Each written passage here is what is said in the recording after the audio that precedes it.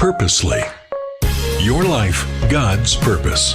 Listen at purposely.com.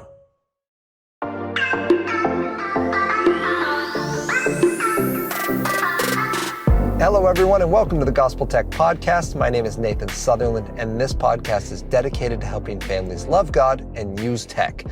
Today, we are continuing our summer tech conversation. Last time, we talked about how do we keep tech purposeful over the summer, and we talked about purposeful tech and using it out of hope, not fear. Today, we are going to continue that summer tech focus, but we're going to be talking a little bit more about how do we make summer fun again. In a world of technology, when technology can be so overwhelming, how do we continue to make tech accessible and safe? Certainly, that was our first conversation. And make summer fun even if tech isn't the center of it. Now, I do need to explain for those of you who are watching on YouTube, one, my format is weird today, and two, my location is different. You are hearing me from Command Center Toyota, by which I mean my family's Highlander. So we are, as has been mentioned in a previous episode, we've moved. We're not yet settled in the new location, and we're still in Washington State. It's amazing. We are happy to be here, but man, I had to get creative. We're like in between locations, in between some family stuff. We've got book launches in just a couple weeks here, and that meant that I get to record from the family car. So let me know about the acoustics, about this new mic. What this sounds like. And thanks to the people over at Christa Ministries and the Purposely Podcast Network, I'm sure the audio will be incredible because they are talented, motivated human beings who can make even Nathan recording in his own vehicle sound all right. So thank you all for making this happen. And thank you for listening and for being patient with this process. I didn't want to not do one, but here we go. Today's conversation, we talk about, so the bigger conversation is the 5 tech fixes. I don't actually think I said that last episode because I was trying to be a little more coy with it and be like, oh, I'll just like sneak them into a bigger conversation about summer tech. But really, this is the 5 tech fixes. And the idea behind the 5 tech fixes is what do we do with our technology when we realize there's a problem? So if our first conversation is, how do we just start talking about healthy tech, about smartphones, video games, pornography? If the next conversation is, how do we make our tech safe? Like, how do we know the 2 types of tech? There's tool and drool. And how do we assess if it's healthy using a reset? And how do we build hedges? Like, those are great. The next conversation is, all right, so we know all that and we've applied it and we're having the conversations and we know some of it is problematic. What do we do next? Like, how do I take unhealthy tech and make it healthy? Those are the 5 tech fixes. And I thought about fighting the term fixes because I don't love the language, but it communicates very quickly. And this is literally what you do to fix the problem. Like, there are practical spiritual disciplines you apply to know and trust the Lord better. To use Dallas Willard's phrase, there are things we can do by repeated choices that we can't do by willpower alone. Like, I want to love God more. You can't just choose to love God more. You have to actually practice loving God more. By loving others, by repenting and confessing, by reading His Word, by putting Scripture in our hearts, by being part of a loving community, by going to a church that preaches the Bible. These are things we can do that make us love God more. Similarly, with technology, there are things you can do. Yes, loving God is the core problem. I use my tech wrong because I don't trust God right, or rightly. So how do I fix that? Well, there are things to do. And that's the 5 fixes. So the first 2 is we use tech on purpose. We use it intentionally and deliberately. And so last time I talked about checking, is it safe? Is it a good fit for your kid? And is it a good fit for the season, right? So we discussed that. And by this season, I said, is it producing good fruit? Galatians 5:19 through 23. Then we talked about using it on hope, not fear. And that conversation was really focused on, well, I mean, it's hope, not fear. So do we use this tech purposefully? So rather than just using it or avoiding it because we're scared of it, going, hey, this isn't a good fit for you because A, B, or C, because it doesn't fit our family's expectations, because it's designed to harm you and not help you. So we're going to redirect your attention to this other thing. We're going to move that one, replace it with this one. So that was last week's conversation. This week's conversation is, all right, how do we make summer fun again if tech isn't going to be the center part. If we've realized, you know what, this tech is great and we need to keep it in its proper place, as Andy Crouch is so fond of saying in his book, The Tech-Wise Family, and I love that phrase. Let's use tech, but let's keep it in its proper place. Let's not let it creep into all aspects of our life. Let's not let it creep into all locations of our homes. Let's keep it where it's going to be useful and go about the rest of our lives. So summer adventures, we want to make them happen. How does that work? Today, we're going to talk twofold. Analog adventures and beneficial stress. This is huge, and I'm going to try to keep it concise. But the initial part of having fun in the summer is to remember that life can be fun. If your child has shown to be unhealthy in a reset, this is especially important. But it's applicable to any child and to adults as well, to remember how to have fun at the pace of real life, to have fun without digital distractions creeping into the point where that becomes our standard for excitement. I actually heard this so I listen to the radio. I don't usually listen to the radio. Typically, it's going to be audiobooks or I ride in the silence. But this week, with technology all over the place and being in a different spot than I'm used to, and I burned through the books on audio, so I listened to the radio for the first time in a long time. Actually, at one point, I didn't even have my phone on me. I was like, oh, listen to the radio. Talk radio is always interesting to me for a number of reasons. But in this case, there was a younger man who's running a show, and partway through, he shares, not related to the topics they were discussing, like, oh, I'm addicted to video games. He's like, they're just so exciting. I can't help but like turn my whole life into like getting back to my games. And he shares how he's like, I understand that my skills aren't transferable. He's like, here's the game I'm good at. I play it all the time. But like, I can't bring that into my professional life or into like, you know, when I'm dating someone, like that's not a conversation starter.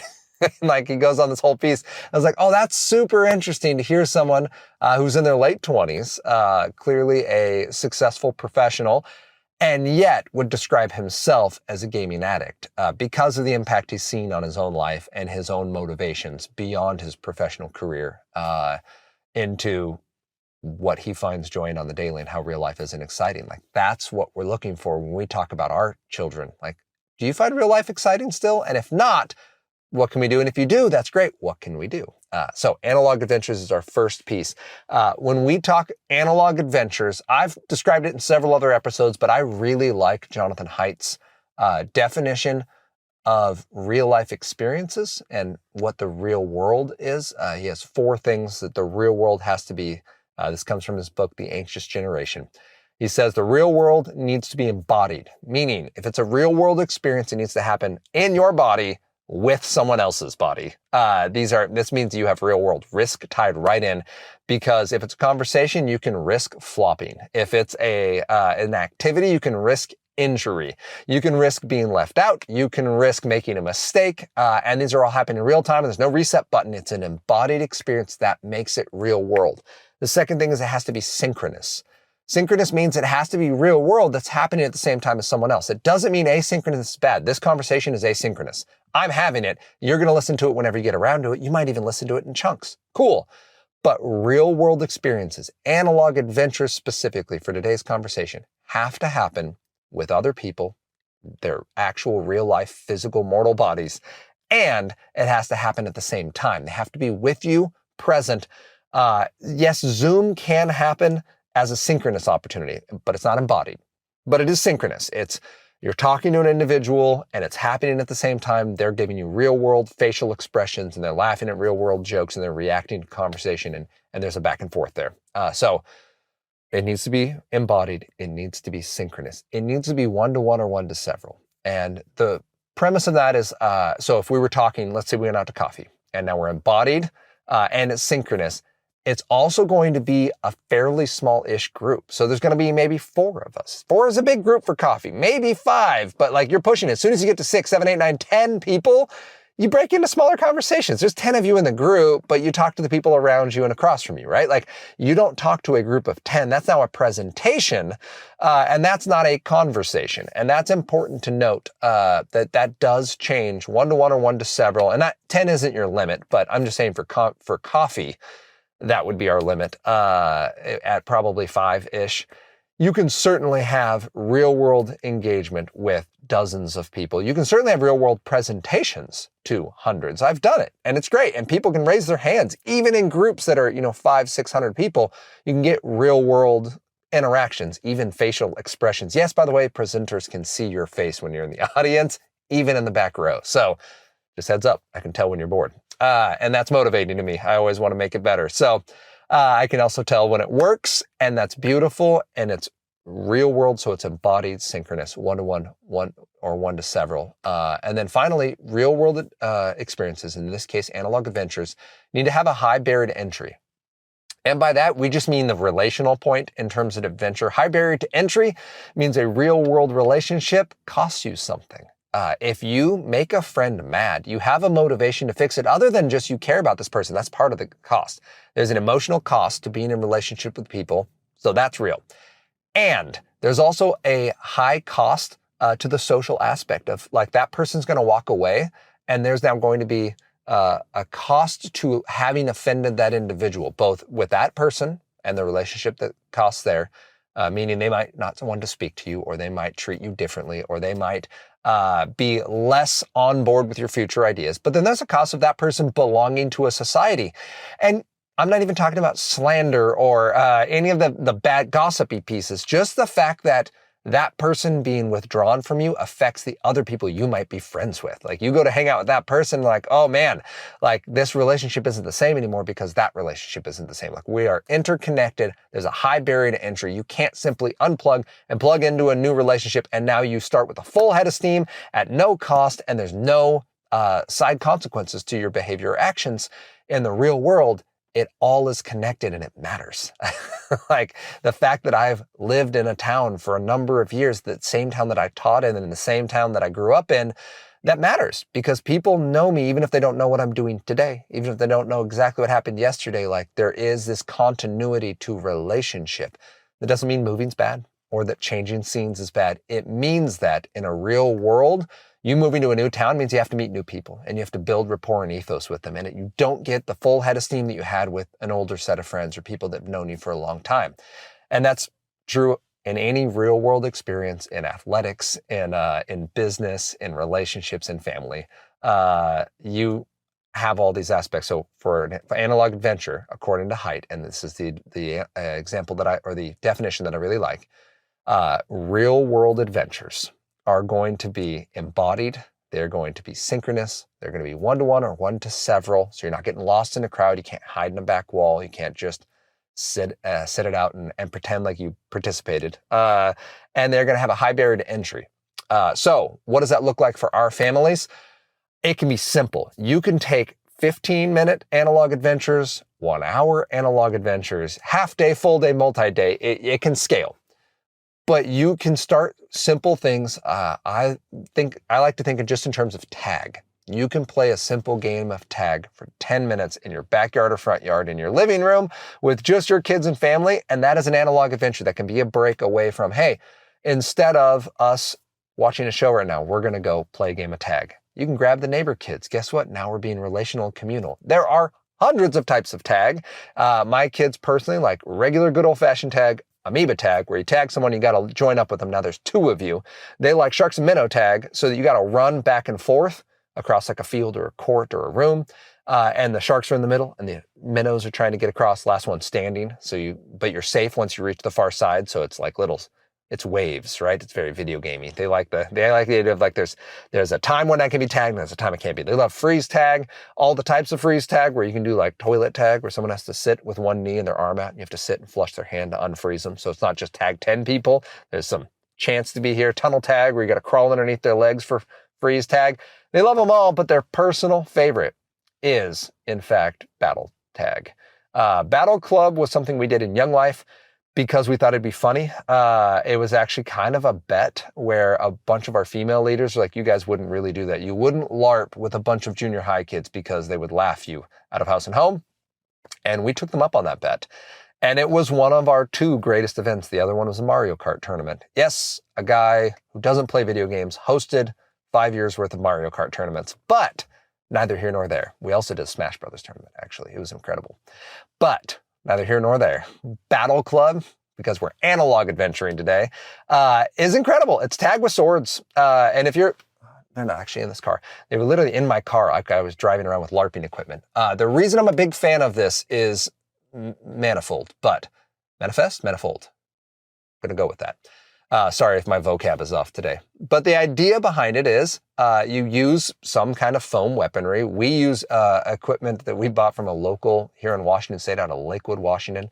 The Game Matrix sells this stuff in their store. But you can buy it online. I don't even remember maybe I'll post in the notes what the company is if you wanted to buy direct. But it's not inexpensive for this stuff, but basically it's safe, it's resilient, and it's stuff that can be used at a wide range of ages. It allows you to run, it allows you to interact, but you don't have to be the most athletic. You don't have to be the tallest or the biggest or the strongest or the fastest. Whereas normal tag, like there's certain kids, we just get out a lot and they know we're going to get out, so they pick on us and we spend a lot of our time either as the tagger, which the problem with tag is like, if you're not the quickest and you get tagged, then how are you going to catch anybody else, right? Like the recess bell rings and then everyone runs inside. But the cool part about this is you might not be the best at any particular thing, but you have a sword or a spear or a shield. Like you can protect yourself. You can team up with others because you're all tagging other people and you can go 2 teams against each other, every man for himself. You can play elimination tag. You can play all sorts of scenarios, which we are partial to doing lots of scenarios. But what do we call it? King and queen tag, where each team has a leader. So you don't have to eliminate the team. You just have to get that one person. Like that adds a cool strategy to it. Lots of scenarios that we like to do. But in using this equipment, the kids get exercise. They get teamwork. They get the frustration of losing, but they also get a fighting chance literally because it doesn't come down to raw basic abilities. It comes down to some teamwork and it scales beautifully. So my 5-year-old daughter plays it. We just get her an itty bitty little sword. My 8 and 10-year-olds enjoy it. The neighbor 8 and 10-year-olds enjoyed it. And we actually borrowed some for the 4th of July. We borrowed some equipment because we're like, you know what? 4th of July out here in southern Alaska, it doesn't get dark until 9 p.m. and that's when it starts getting dark. Like it's not actually dark till 10. Well, what does a kid do when he wakes up? This is his favorite day, better than Christmas. Yes, my eldest loves himself some 4th of July. But you can't do fireworks till nighttime. And in Washington State, Western Washington, we can actually do fireworks. So we're sitting around. Well, we don't just want them to like sit in front of a screen until it's night. So we borrowed some extra equipment from friends who have extra equipment. And we let the kids go nuts, go in the cul-de-sac, use the backyard, use the neighbor's yard. And they ran around. It was hot that day, but they had a great time. It wasn't the only thing they did. Other forms of tag, laser tag, airsoft, paintball, all of those are great. I have found Battle Club to be a beautiful mix of genuine just tag and a little bit of combat built in, but it's not strictly built around the best equipment or, the best tactics. And it can scale all the way up to adults. If you like pulling hammies, go get it. I've yet to have an adult who shows up for one of these. And I say one of these, so at Young Life, young adults would be in, but also my son's birthdays. They love to do these and invite friends over. And we get parents involved. And I've yet to find a parent who plays one full round that doesn't go, oh, I'm going to do better next time. Like nothing like getting tagged by a 6-year-old makes you think, I need to step up my game and try a little harder next time. So I strongly recommend any kind of simple activity with your family. I used tag because we've seen it work in our family and in families around us and in community and with adults and with kids, and it scales well. But it's simple and it's safe enough. There's certainly some risk. Can someone get hit in the eye? It can. Yeah, it's happened before. Never a devastating hit. We've had lots of little scrapes and scuffs, and people trip. Honestly, when we play on asphalt, like tripping is your biggest danger. You're going to catch a toe and, get a good old fashioned raspberry. But, that is part of the process of playing a game of tag. So other adventures can include things as simple as reading a book together, playing a game together, going on a family walk, certainly doing like an organized sport, but I'm thinking analog adventures are more of like the free play version. You can go to a park, to a water park, to a lake, to a local pool. These are all analog adventures. You can do them together. And in the process, you can be building some risk and responsibility, which we'll talk about here in a minute. So that's one side. You can also go the more analog or the organized version of analog adventures. So our kids this last week have done a local sports camp where they go and they show up for 90 minutes and they do this. You can build your risk and responsibility into that. I keep stealing my own thunder on that. I'll get back to those words. Or Our oldest just started, he's finishing today, but this is his first ever overnight camp. I don't know how you feel about overnight camps. Ours, just to make sure that this is not like pressuring you into doing them, ours is vetted, so it's one that Ann and I have both done when we were young, that we are very partial to. We actually met at this camp. We know the people that run the camp now because they went there when we went there, and they've continued going there. It's sport specific. Owen loves basketball, and he wants to be better at basketball, and this is a basketball camp. And we know his roommates. So they're kids from school that we teamed up with that he is staying with, and there were 2 other kids in there, and we know their families. So we chose to let Owen do an overnight camp this year. That's a huge deal. It's a big expense. It's a big chunk out of the family time, and your family can't go anywhere when this child is at camp. Like, you're committing to something. And yet, it's an amazing way to help your child experience fun at the pace of real life. It doesn't have to be a sports-specific camp. You can go to one of the, there are adventure camps where they focus on hiking or dirt biking or riding horses or whatever it might be. But for your child, whatever would be a good fit in terms of their passions and their interests and their abilities, I strongly recommend finding an organized activity to go to, certainly, and finding ways for your families to enjoy activities together. I don't remember if I had even mentioned hikes, but there's always going to be a walk or a hike wherever you live here in the United States. We have been blessed by people who, even if they don't fear God, appreciate and are in awe of creation. And there are spaces reserved for that, where you can go to and appreciate state parks, national parks, and then local paths and hikes. All Trails is an app. If you have no idea where to start, download the All Trails app or go to their website. They're not a sponsor. They're just a great resource. And you can find local hikes, local reviews. There's some of that through like Google, but I found that gets a little bit flooded by just kind of random voices that maybe don't line up with what I'm expecting. And it's hard to read. Like, is this actually a good hike? Or was this just like a bunch of people that thought it was interesting, but it wouldn't be interesting to me? I found All Trails consistently gives you information that you can use. Kind of like the, oh my goodness, I'm not going to remember the travel website that I like to use when I do my TripAdvisor. It's like TripAdvisor, but for trails, where I have yet to find like a 5-star trail that wasn't actually awesome, or go on a, if they say it's a 3 or 4-star, to explain like, actually, that'd be great for my family. Like, it's too short, like perfect. It's too flat, phenomenal. Like, this is all stuff that I wanted to know. So check them out. Do read the reviews, because some of the 5 stars, like 5-star, it's the best 10,000 feet of elevation we've ever gained. Be like, all right, maybe not a good fit for a Saturday morning with my kids. But yeah, so those are the analog adventure ideas to get out. And rather than giving you those specific ideas, my hope was to talk through something simple like tag and how it can expand from a little 10, 15-minute activity to an hour you do with the neighbors, to an afternoon that you plan, to a full day extravaganza that involves meals and families and a lot of creativity with your twist on it and with whatever you want to emphasize for that. It can be part of something else you're doing, or it can, like, we're going to go to the lake and tag is going to be an hour of that.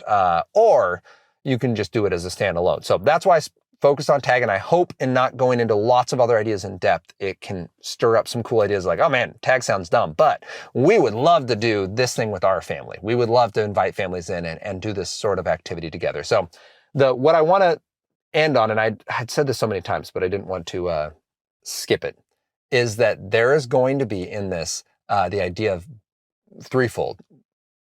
This aspect of analog adventures ties in with the other aspect of beneficial stress. Another Jonathan Haidt idea, but when applied to our summers, makes so much sense and makes planning and brainstorming new ideas, it makes it kind of a no-duh. It makes it an obvious no-duh. Do people still say that? I feel like that came from the 90s.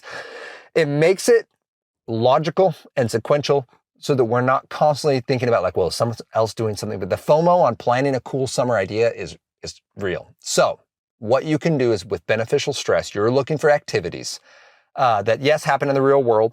So they're embodied and synchronous and one-to-one or one-to-several and have a high barrier to entry. And you are looking for things that include risk, responsibility, and free play. So risk is going to mean when you participate in this, you are putting something on the line. Just having it be real world means you are risking physical investment and exertion and potential harm. That's true if you water ski. That's true if you go swimming. That's true if you use water balloons. Like, something could go wrong. It always can. It doesn't mean we would never do it. It simply means that if it goes wrong, we understand that that's part of what we're getting into in participating in the real world. It's so important for us to put ourselves on the line relationally, in eye-to-eye conversation, physically to figure out our own limits and boundaries, and emotionally to experience the stress of striving and trying and exerting and watching ourselves grow. That was something in watching Owen, my oldest, go to basketball camp. They had this thing called Intensity Night. So he's there Sunday, Monday, and then Tuesday night, parents show up and it is hot. It's 96. They're inside a building. It is 100 plus. They do an hour of circuit work and it's incredible. And Owen and his group, so there's kids 10 to 18 here. And then they've got D1 through D3 basketball players. They've got adult coaches that are all part of this, and they're all running around doing these circuits and sweating, just working. And afterwards, like, what'd you think, guys? Was it fun? And he and his buddy, who were in the same group, were like, well, it wasn't like fun, but I'm proud that I could do it. Right? It was hard. And I was like, yeah, that's what we call type 2 fun. And thanks, Uncle Doug. Type 2 fun. It's the type of fun that's fun when it's over. And you're proud that you were able to do it, and it shows you what you're capable of in the future. And that's one of the major bonuses in my mind of what sports are actually about. Certainly fitness, certainly focus, certainly they're fun. But learning your limits and learning how far you can push yourself and seeing yourself grow with practice and repeated effort, incredible. Like, the application to family and to work and to spiritual development is amazing. And that's a huge benefit of sports. And that's one of the big things I like about beneficial stress and that idea of thinking about the adventures we make. Let's make sure there's some risk, because then it builds responsibility. When you realize that you're capable of taking certain risks, you also are capable of following through on certain responsibilities. Like, certainly this is house chores and family stuff, but adventures can teach responsibility because they scale. Like, hey, first adventure is we're going to go on a family walk. Second adventure is you can do that walk on your own. Third adventure is you can bring a friend and you can go to another location. You can go to a friend's house. You can go to a park. You can go do that hike. You can build on these levels and scaling of responsibilities because you've taken these risks in the past. Can someone get hurt doing that? Yes, absolutely. Is it your job as a parent to make sure your child never gets hurt? No. It's simply to manage the level of risk. Please don't send your child out when they have no idea how to fend for themselves. They have no idea of the relational, physical risks that they're about to take in crossing streets or talking to strangers or being in public. Like, don't just throw your child into the wild. But you've seen the level of growing responsibility. You assess that this interest your child has matches what they're ready for, then go for it. And then Owen loves basketball. We know this camp really well. We know individuals at the camp, and he's going with friends that we know and trust and that he has experience with. Therefore, you can go and do this activity. It's going to be hard. It's going to be overnight, which we realize there's not a lot of opportunities to scale up to overnight. Like, Owen hasn't stayed lots of places by himself before. This is his first overnight experience, and he's done it. And yes, he was bummed. We did get a camp call. Like, it happened, and we didn't go get him because he wasn't in any risk of harm. He just needed a chance to know, like, we still exist even when you're not with us, and we still love you, and we're not coming to get you.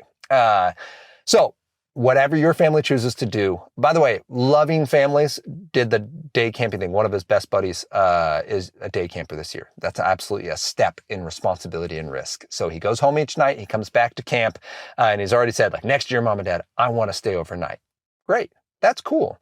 The point isn't get your kid out somewhere overnight. The point is analog adventures are an amazing way to help your child grow and use the summer free time for character development and personal growth, and to add some risk and responsibility to the fun they have. Like, you like basketball. We know that. What about a camp? I mean, maybe it's a day camp. Maybe it's just an hour, but maybe it's overnight. And so risk, responsibility, and free play. No, camp does not count as free play as an organizational structure, but it can count as free play when it comes to the time they have that isn't structured. The free play I'm thinking about is mainly how do you get your kid in the front yard or the backyard? How do you bring friends over? Trampolines are amazing for this if you're comfortable with them on a risk side. They're a calculated risk that we choose to take. On the regular, we are bringing one into our new house. We left the one for the other family because they really wanted it. So that's great. Please think about whatever the activity might be for your family because at the end of the day, when we talk about making summer fun, it's about having it be real world and about taking intentional risks and building real world responsibilities so that we can grow as individuals and we can learn our own limits and boundaries. The real plus here on the analog adventure side is that it recalibrates what we think is fun. So video games, like that radio person was saying, like, oh, video games are my base level for fun. They're what I have to do to feel excited and energized. That isn't true with analog adventures. When you start to realize, oh, you know what? I can have fun just playing tag with my friends. Video games are still cool. But this, like, you're not going to get overstimulated playing tag. You're not going to get overstimulated at basketball camp because you can't move faster than your own body and mind can move. Those are really valuable skills and lessons for us to take into the real world. So how do we make summer fun? We get real world experiences, whatever those might be for your family, what I like to call analog adventures that are embodied, they're synchronous, they're one-to-one or one-to-several. They're a group of real-world people we're participating with, and there's a high barrier to entry. There's a cost to us being here because we're going to involve beneficial stress that makes us stronger, doesn't break us down, that involves risk, responsibility, and free play, and the ability to make your own decisions. So for older kids, this would look like we're going to go to a location, we're going to enjoy ourselves, and make our own decisions while we're there. Be that a park, be that a hike, be that a friend's house. So I hope this is encouraging. I hope you thought of some ideas you can do with your family. I would love to hear your ideas. If you want to share them with us, at Love God Use Tech on social media. We're on Instagram, Facebook, and YouTube. You can send me a note, nathan@gospeltech.net. Would love to get your emails and hear about how you're dreaming up summer plans and what that looks like. And would you, as we look to the next couple of weeks, we have a book, 2 books actually coming out. August 13th, Gospel-Centered Tech, the book that I wrote, is coming out, and Anna's book, The Graceful Disconnect. Oh no, I almost messed it up. The Graceful Disconnect, which is a 25-day devotional talking to families, but specifically to moms, about how do we focus our hearts on the Lord and then raise up kids well in a tech world. They're coming out August 13th, and we are so excited for families to get these resources so that you can be equipped and empowered to talk about tech and to communicate the gospel and then to apply the hope of the gospel to your daily tech life. So look for those. You can go to gospelcenteredtech.com to check it out, and then you can join us next week as we continue this conversation about how we can love God and use tech.